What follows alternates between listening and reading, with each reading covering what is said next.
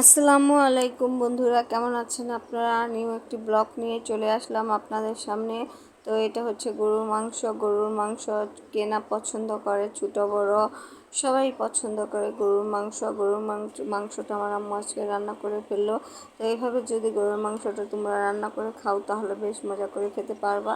তো এই যে প্রথম তেল দিয়ে দিল, পরিমাণ মতো দিয়ে দিল পেঁয়াজ আর তেজপাতা দিয়ে। এখন এই যে পেঁয়াজটাকে একদম তেলের মধ্যে একদম ভাজা ভাজা করে নেবে। অনেক মজাদার এই গরুর মাংসটা। তো গরুর মাংস আমরা ছোটো বড় সবাই খেতে বেশ পছন্দ করি। এটা তোমরা পোলাওর সাথে, রুটির সাথে, পরোটার সাথে, গরম গরম ভাতের সাথে পরিবেশন করতে পারবো। দিয়ে দিল 2 টেবিল চামচ আদা রসুন বাটা, 1 টেবিল চামচ জিরা বাটা দিয়ে দিল। দিয়ে এখন এই যে তেলের মধ্যে ভাজা ভাজা করে নিচ্ছে। তো এই যে দিয়ে দিল স্বাদ মতো লবণ, পরিমাণ মতো লবণ, যতটুকু লবণ লাগবে এই যে লবণ দিয়ে দিল। এইভাবে তোমরা যদি রান্না করো, আমার আম্মু যেভাবে রান্না করতেছে, তো হাত চেটে ফুটে খাবা একদম। তো এই যে দিয়ে দিল পানি, পরিমাণ মতো পানি, যতটুকু পানি লাগবে মশলা কষানোর জন্য অল্প পানি। তো এই অল্প পানি দিয়ে দিল 1 টেবিল চামচ লাল মরিচের গুঁড়া। তো লাল মরিচের গুঁড়া যারা ঝাল কম খাও তারা না দিতে পারো, আর যারা বেশি খাও তারা আরও বেশি দিতে পারো লাল মরিচের গুঁড়া। তারপর দিয়ে দিল হলুদ, মরিচ, ধনিয়ার গুঁড়া, তিনটা একসাথে মিক্স আছে। 3 টেবিল চামচ হলুদ, মরিচ, ধনিয়ার গুঁড়ো দিয়ে দিলে এখন মশলাটাকে একদম ভাজা ভাজা করে নেবে, একদম কষিয়ে নেবে ভালো মতো করে। মশলাটা যত ভালো মতো করে কষাবা তরকারি ততই মজা হবে। তো এরকম মশলাটা প্রায় কষানো হয়ে গেছে, পানিগুলো শুকিয়ে গেছে। এখন এই যে দিয়ে দিবে মাংসগুলো। এই যে মাংসগুলো ফ্রেশ করে ধুয়ে রেখেছিল, এখানে প্রায় 1 কেজি পরিমাণ মাংস আছে। তো এই যে দেখো, এই যে মাংসগুলো ধুয়ে করে এই মাংসগুলোকে দিয়ে দিল। মাংসগুলো এখন কষিয়ে মশলার মধ্যে।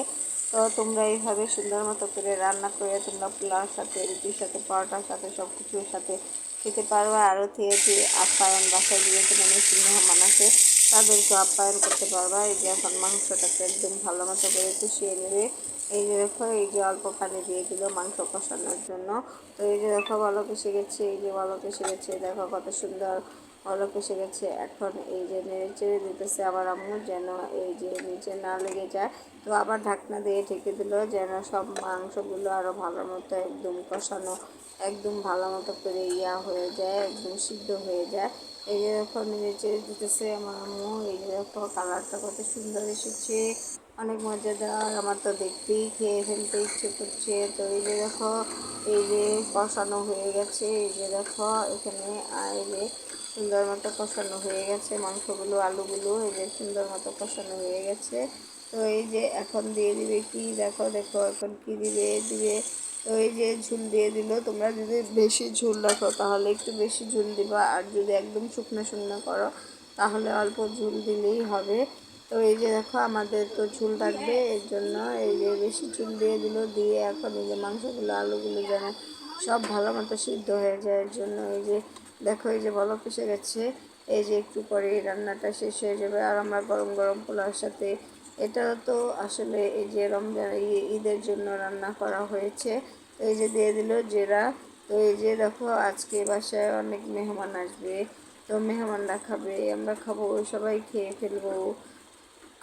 ঈদের মজাই আনন্দটাই আলাদা। তো চলে যাচ্ছি, টাটা বাই বাই।